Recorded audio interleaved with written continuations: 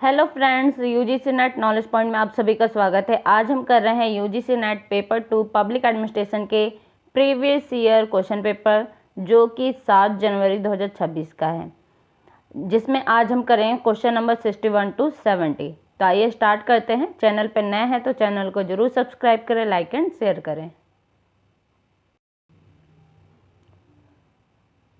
Question number 61, matchup करना है विचारक और उसकी संकल्पना से। सो ऑप्शन है हर्बर्ट साइमन, F.W. रिक्स, अल्टन मेयो और मैक्स वेबर। तो ये तो आपका डायरेक्ट ही वो हो रहा है, एलिमिनेट। कैसे? हर्बर्ट साइमन का क्या है? सीमित तार्किकता, ए का 4, यानी ये तो कैंसिल हो गया, ये भी कैंसिल हो गया। अल्टन मेयो का क्या है? हार्थोन प्रयोग।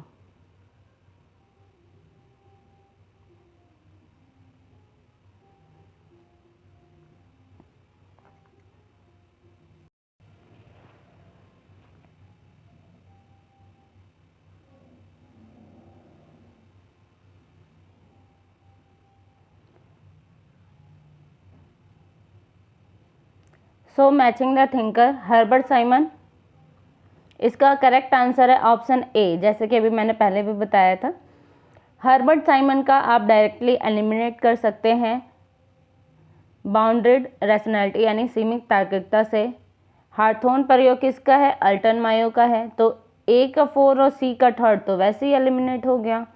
F.W. रिक्स का क्या है? बाजार कैंटिन मॉडल। और मैक्स वेबर का है हर्स्ट क्राफ्ट का सिद्धांत। एक्सप्लेनेशन, हर्बर्ट साइमन ने सीमित तार्किकता यानी बाउंड्री रैशनैलिटी का सिद्धांत दिया है। एक F.W. रिक्स ने अपने प्रिज्मीय समाज के तहत बाजार कैंटीन मॉडल विकसित किया है। अल्टन मायो मानव संबंध आंदोलन के तहत हार्थोन प्रयोगों के लिए प्रसिद्ध है। और मैक्स वेबर सत्ता प्राधिकार के संदर्भ में हर्स्ट क्राफ्ट की अवधारणा दी है। Next question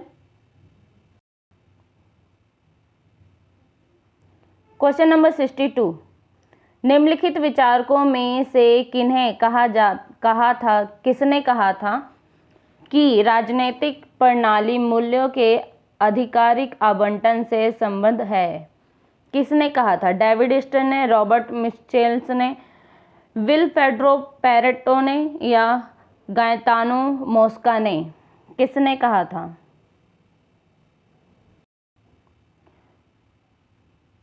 Which of the following thinkers standard that political system in concert with the authoritative allocation of value? किसने दिया था? इसका करेक्ट आंसर है answer number first, David stern ने। किसने दिया था? डेविड स्टर्न ने। एक्सप्लेनेशन है, डेविड स्टर्न ने राजनीतिक और राजनीतिक प्रणाली को प्रसिद्ध रूप से समाज के लिए मूल्यों का आधिकारिक आवंटन यानी ऑथोरेटिव अलोकेशन ऑफ वैल्यूज कहा है। किसने कहा है? डेविड स्टर्न ने।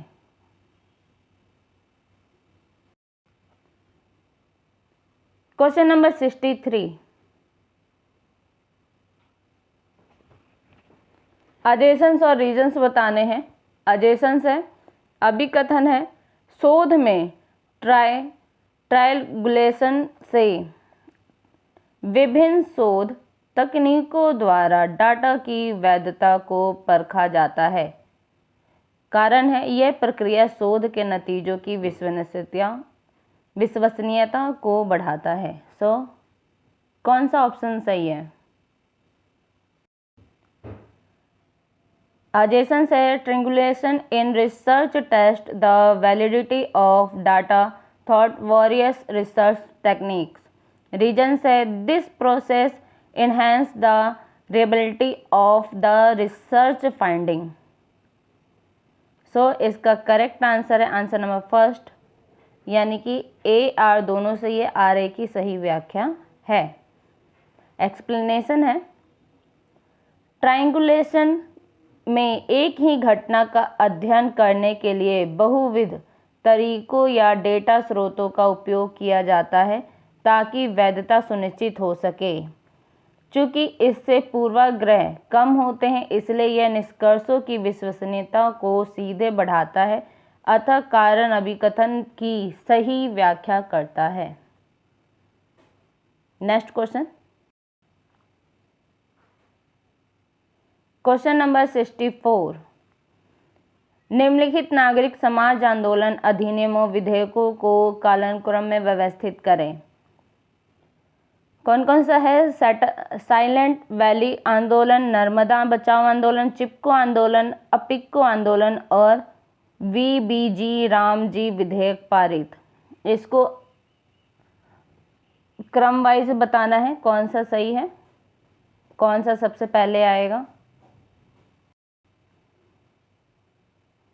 Arrange the civil society movement act in chronological order, Chipko आंदोलन।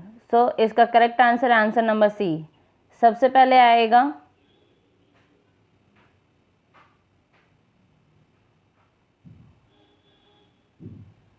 इसका क्या है? आंसर है सी, सबसे पहले है चिपको आंदोलन नंबर 1। नंबर 2 पे है साइलेंट वैली, नंबर 3 पे है अपिक्को आंदोलन, नंबर 4 पे है नर्मदा और नंबर 5 पे है PCG राम जो विधेयक पारित।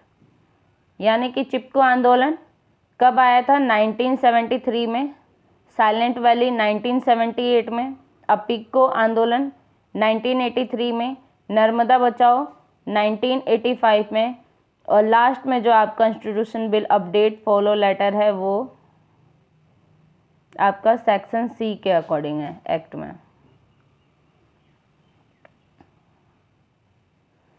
सो एक्सप्लेनेशन है आंदोलन 1973, साइलेंट वैली 1978, अपिक्को 1983 और नर्मदा बचाओ 1985, जो रह गया वो लास्ट में।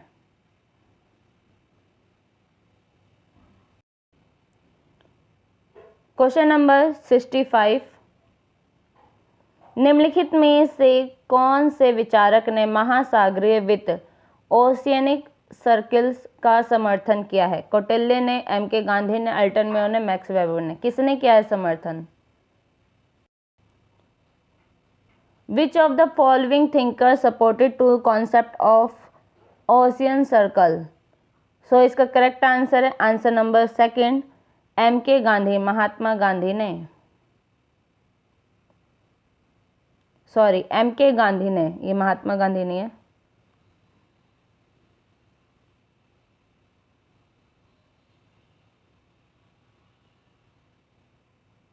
महात्मा गांधी ने।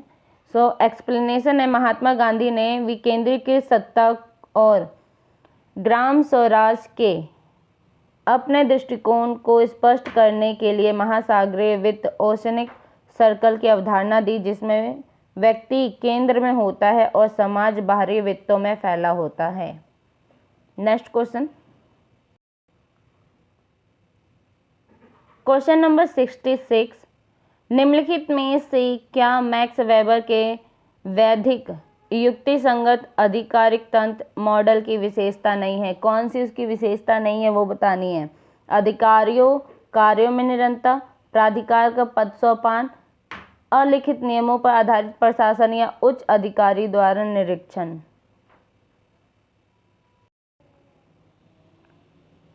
Which of the following is not characteristic of the Max Weber legal rational bureaucracy model? कौन सा है? सो इसका correct answer answer number 3, administration based on unwritten rule, कि जो अलिखित नियमों पर आधारित प्रशासन। उन्होंने किसके लिए बताया? ब्यूरोक्रेसी के बारे में जाने जाते हैं। तो ब्यूरोक्रेसी किस में आता है? आधिकारिक कार्यों में निरंतरता, ऑफिशियल जो वर्क हो रहा है, हायरार्की में प्राधिकार का पद सोपान उसमें भी है, उच्च अधिकारी द्वारा निरीक्षण।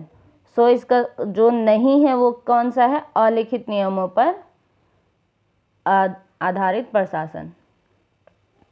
एक्सप्लेनेशन है मैक्स वेबर के आधिकारिक तंत्र में प्रशासन पूरी तरह से लिखित नियमों यानी रिटन रूल डॉक्यूमेंट पर आधारित होता है, ना कि अलिखित नियमों पर, इसलिए विकल्प 3 गलत है। Question number 67, which of the following is not a professional association offering a code of ethics for social research? कौन सा नहीं है? तो इन ऑप्शन में से बताना है, BSA या CPRA, ASA, ESRC, AFRA, कौन सा नहीं है? सो इसका करेक्ट आंसर है answer number answer number 3 B और E नहीं है। एक्सप्लेनेशन है, BSA, ASA और ESRC सामाजिक विज्ञान अनुसंधान के क्षेत्र में स्थापित किए गए जिनके पास आचार संहिता कोड ऑफ एथिक्स है। CPRA और AFRA ऐसी मानक या वास्तविक पेशेवर सामाजिक अनुसंधान एसोसिएशन नहीं है जो आचार संहिता प्रदान करती है। इसकी फुल फॉर्म भी आप जरूर याद करना। BSA का फुल फॉर्म क्या है? British sociological association. CPRA की फुल फॉर्म क्या है? Columbia physicist research association. ASA की फुल फॉर्म क्या है? American sociological association. ESRC की फुल फॉर्म क्या है? The economic and social research council. AFRA की फुल फॉर्म क्या है? Asia foundation of research association. तो इनकी जो फुल फॉर्म है ये याद जरूर रखना। क्वेश्चन नंबर 68, कैबिनेट सचिव के अलावा कैबिनेट सचिवालय में कुछ सचिव स्तर के अधिकारी होते हैं, निम्नलिखित में से कौन उनमें से एक नहीं है? वो बताना है आपको। सचिव सुरक्षा, सचिव रिसर्च एंड एनालिसिस विंग, सचिव समन्वय एवं लोक शिकायत, chairman of the national authority for chemical weapons and conversation, या सचिव मानव कैपिटल यानी पूंजी। कौन सा नहीं है? इनमें से कौन से एक नहीं है वो बताना है। Apart from cabinet secretary there are several secretary level officer with in the cabinet secretariat. इसका करेक्ट आंसर है आंसर नंबर 4 यानी कि सिर्फ E, जो सचिव मानव कैपिटल पूंजी है ये नहीं है। एक्सप्लेनेशन है, कैबिनेट सचिवालय के संगठनात्मक ढांचे में सचिव सुरक्षा, सचिव समन्वय और रासायनिक हथियारों कन्वर्सेशन के लिए राष्ट्रीय प्राधिकरण यानी NACWC के अध्यक्ष शामिल होते हैं। सचिव मानव कैपिटल नाम का कोई पद ही नहीं है, इसके अधीन नहीं है, पद का कोई इसके अधीन नहीं है। ये मानव संसाधन शिक्षा मंत्रालय से संबंधित होता है, ना कि मानव कैपिटल से। Next question, question number 69, national public service law 1947 किस देश के प्रशासन से संबंधित है? ब्रिटेन, ऑस्ट्रेलिया, जापान, फ्रांस, किससे संबंधित है? National public service law 1947 is related to the administration of which countries? So इसका करेक्ट आंसर नंबर 3 जापान से है। किससे संबंधित है ये? जापान से। एक्सप्लेनेशन है, नेशनल पब्लिक सर्विस लॉ को जापान में 1947 में पारित किया गया था, जो वहाँ के लोक सेवकों और प्रशासनिक व्यवस्था को विनियमित करता है।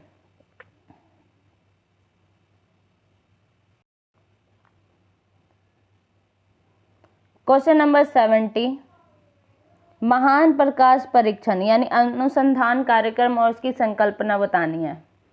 महान प्रकाश परीक्षण, रिले असेंबली टेस्ट रूम परीक्षण, बैंक वायरिंग परीक्षण, सामूहिक साक्षात्कार कार्यक्रम।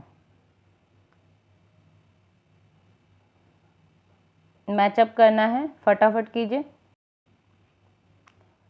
सो इसका करेक्ट आंसर है आंसर नंबर सेकंड।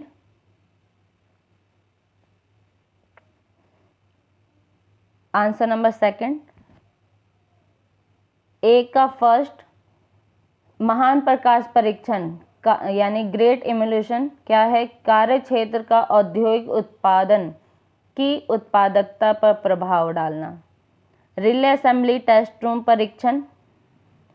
सेकंड, विभिन्न कार्य परिस्थितियों में बदलाव का समूह उत्पादकता पर प्रभाव। बैंक वायरिंग परीक्षण। संगठनों में कार्यकर्ता समूह और अनौपचारिक व्यवहार। और सामूहिक साक्षात्कार कार्यक्रम, मानव दृष्टिकोण और भावनाओं का अध्ययन।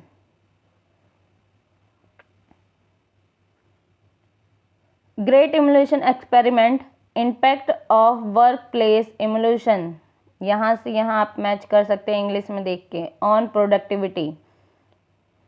Relay assembly test room study, impact of changes in working condition like rest pauses. Bank wiring observation room, social group and information behaviour inside organisation. Mass interviewing programme, study of human attitude and sentiments.